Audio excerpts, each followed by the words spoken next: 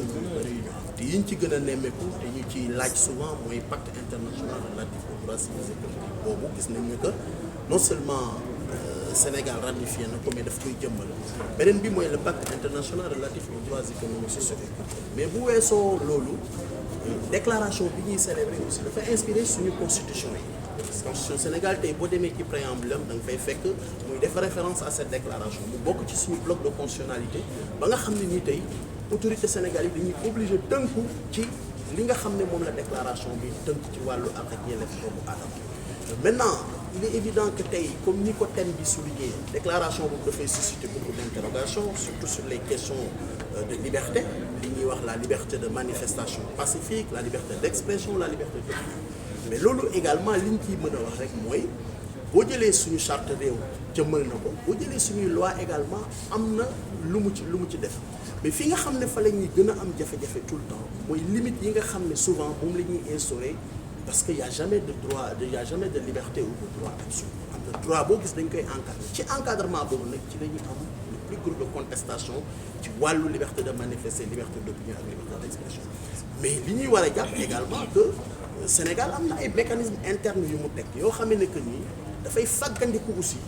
pour que ñu egg ci foo xam ne que ni citoyen bi dañ koy laisser à lui-même mooy maanaam citoyen bi dañ ko naan waaw am nga sañ-sañu marche pacifiquement am nga sañ-sañu wax sa xalaat mais que bu ñu demee ba nga xam ne que ni tey am na autorité administrative bu war a encadrer loolu apporter ci ay restrictions est-ce que citoyen bi am na ay jumtukaay yu ko yoon effectivement am na ay voies de recours mais malheureusement li ñu constaté mooy voie de recours yooyu tey citoyen du ñu ko utiliser rarement ngay gis tey xëy na une autorité administrative jël une mesure de restriction d'une liberté publique ñu gis ne que dem nañ yóbbu ko ci kanamu yoon pour ko yoon saytu te pourtant loolu am loolu nag ay garantie la moo tax damay wax ne tey bés bi daf ñu war a jox ñun ñëpp occasion que ça soit les citoyens que ça soit les autorités étatiques les partenaires ñu gën a mën a réfléchir ensemble ci nan la ñuy fexe ba contestation yooyu ñuy gis ni suñu démocratie di doxe ci suñu àq ak yelleef doomu aadama di doxe mais nan la ñuy def ba mën ci apporter des solutions mën ci dem de l'avant defe naa ne loolu lu ama am solo la mais suñu waxalee yàlla rek tey li nga xam ne moom la ñuy célébrer bu déclaration universelle des droits réalité la ci suñu réew à travers notre constitution réalité la également ci suñu réew ndax outils yi mu instruments yi mu inspiré Sénégal adopté na ko maintenant il est évident que amul benn réew ci adduna bi tey boo xamee ne que nii nga nekk un grand pays démocratique d'état de droit nga wax ne du am ay cas de violation de droit xëy na loolu idéal la mais ci idéal boobu war nañu mun a gën a def ay efforts yoo xam ne daf ñu yóbbu foo xamee ne que ni xëy na xalaatuñu woon sax ne que mën nañu fa egg. ak réforme yi Sénégal bi ko def yaakaar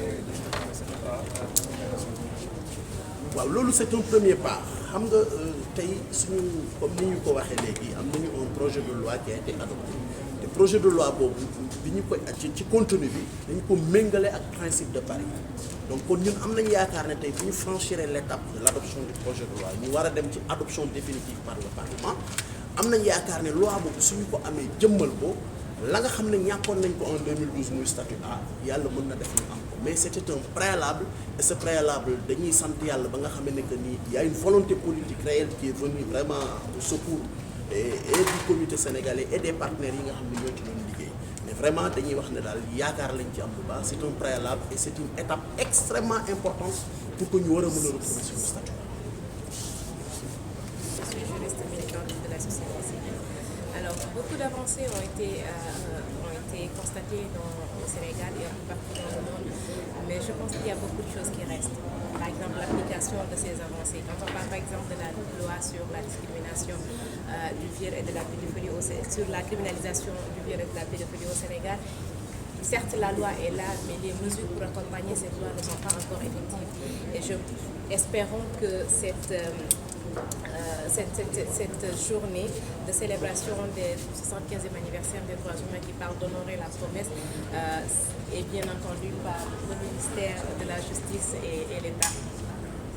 Quand dans votre déclaration, vous parlez des efforts de l'association, mais également de la société civile pour le respect de ces femmes-là, de ces filles et du maintien des jeunes à l'école. Mon rôle aujourd'hui, c'était beaucoup plus de faire un plaidoyer pour que la société civile soit beaucoup plus impliquée dans ces processus. Parce que certes, les Nations Unies, les agences des Nations Unies, l'État ou la direction des droits humains ont les fonds et les capacités nécessaires pour agir sur les communautés.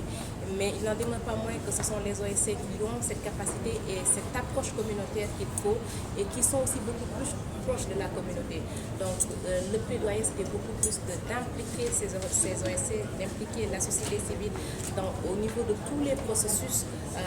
que de ne pas attendre juste que la loi soit là, de ne pas attendre juste que la stratégie soit là, mais de nous impliquer à tous les niveaux. Donc, madame, y a-t-il des révisions ou des modifications dans cette constitution concernant les droits de l'homme? Des révisions ou des modifications Là, nous attendons concernant les droits de l'homme? nous attendons surtout la révision du code de la famille dans lequel nous constatons énormément de dispositions discriminatoires à l'égard des femmes, à l'égard des filles, notamment sur l'âge du mariage, notamment sur l'avortement médicalisé en cas de viol, d'inceste et autres. Donc il y a beaucoup de choses sur lesquelles je crois aussi certainement que Maître est en train de travailler là-dessus avec la direction des droits humains. Oui, nous avons déjà commencé les séjours d'activisme avec la formation et le renforcement de capacité du personnel de santé au niveau de 4 communes dans la région de Matam. Et pour les les communautaires et personnes ressources de ces communautés-là, sur la prise en charge des personnes victimes de violences dans les tribunaux, notamment sur l'accueil, les procédures standards d'orientation de ces victimes de violences basées sur le Nous sommes de l'association, nous sommes de la société, nous faisons partie de la communauté, nous sommes des enfants de cette communauté-là, nous parlons la langue de ces communautés-là. Et certainement le lexique juridique que nous avons développé est la preuve de cela, parce que nous faisons tous nos supports de communication en Pulaar, parce que nous communiquons avec une communauté qui est Peul et qui parle Peul. Donc c'est de communiquer avec, parce que je disais tout à l'heure que la langue est une barrière. Quand on communique en français envers une communauté qui ne parle pas français, elle ne va jamais vous entendre. Donc le secret, c'est de pouvoir communiquer avec les communautés dans la langue avec laquelle ces communautés parlent.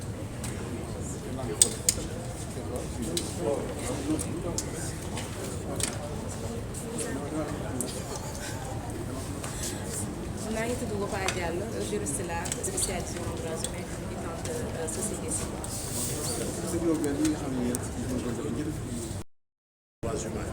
Il est évident que le premier constat qui s'impose, c'est que cette déclaration, comme je l'ai dit tout à l'heure, a quand même inspiré beaucoup d'instruments juridiques internationaux que le Sénégal a ratifié. C'est important. Parce que cette déclaration a inspiré le pacte international relatif aux droits civils et politiques, le Sénégal l'a ratifié, a inspiré également le pacte international relatif aux droits économiques, sociaux et économiques. Mais mieux, cette déclaration universelle des droits de l'homme fait partie intégrante de notre bloc de constitution. Autrement dit, le Sénégal, à l'instar de beaucoup de pays d'ailleurs du monde, a été inspiré par cette déclaration, raison pour laquelle le Sénégal a fait référence à cette déclaration dans son préambule, qui fait partie du bloc de constitution. Déjà, ça c'est important parce qu'aujourd'hui, cette déclaration devient un outil incontournable dans notre pays et s'impose à nos autorités. Maintenant, dans le cadre de la pratique, effectivement, comme cela colle avec la thématique d'ailleurs de cette année, c'est que beaucoup de questions relatives à la liberté, beaucoup de questions relatives à l'égalité, beaucoup de questions également relatives à des questions de droits humains sont soulevées. Vous l'avez dit. Mais si on interroge un peu notre législation en matière de protection des droits de l'homme, surtout par rapport à la liberté de manifester, mais vous verrez qu'aujourd'hui, rien que cette déclaration donne des possibilités aux citoyens sénégalais. Mais mieux, le fait de l'incorporer dans la Constitution donne davantage des opportunités aux citoyens sénégalais. Et ce qu'il faudra retenir, c'est qu'il n'y a jamais de liberté absolue. Et ça, je pense que toutes les déclarations, tous les instruments juridiques le disent. Et c'est dans cette optique, effectivement, qu'il y a eu très souvent des contestations entre la limite qu'il faut instaurer pour ce qui concerne la liberté de manifester. Et moi, ce que je peux retenir pour donc un peu dire que aujourd'hui, au niveau du Sénégal, en tout cas, tous les mécanismes sont mis en place pour permettre aux citoyens sénégalais de pouvoir jouir effectivement de ces droits. C'est que le citoyen bénéficie de ce droit constitutionnel, mais à côté de ce droit constitutionnel, il y a un régulateur qui est là. Ce régulateur, c'est le juge administratif. Et ce qu'il faut déplorer dans notre pays, c'est que malheureusement, on ne fait pas souvent recours à ce juge administratif. Et ce juge administratif est là pour diluer les pouvoirs de l'autorité administrative. Parce que comme je l'ai dit, autant c'est une liberté fondamentale. Autant également, il y a un encadrement qui est fait. Et c'est dans le cadre de cet encadrement souvent qu'il y a eu beaucoup de conditions. C'est pourquoi moi je dis, c'est une occasion pour nous, dans le cadre de la célébration du 75e anniversaire, de revenir un peu sur ces questions, essayer de réfléchir davantage sur comment améliorer toutes ces questions qui font l'objet de contestation, d'ailleurs, dans le cadre donc, de la protection des droits de l'homme. Mais ce qu'il faut retenir, c'est que le Sénégal, à l'instar de beaucoup de pays du monde, ont été inspirés par la déclaration, ont fait mienne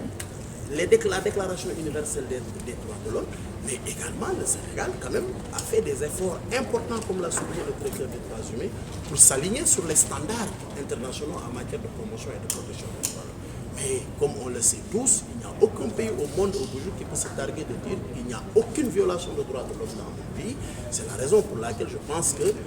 aujourd'hui, cette cérémonie doit nous pousser tous, citoyens sénégalais, autorités étatiques, partenaires techniques et financiers, à réfléchir davantage pour nous projeter vers des perspectives qui nous permettront peut-être de ne pas arriver peut-être à 0 cas de violation, mais de minimiser ces contestations relatives donc à ces prétendues ou réalités violations des droits de l'homme, relatives au droit à la marche, au droit donc à la liberté d'expression, à la liberté de culte. Mais retenez que c'est les réalités qui sont là dans le cadre de la législation qui encadre donc la protection des droits de l'homme.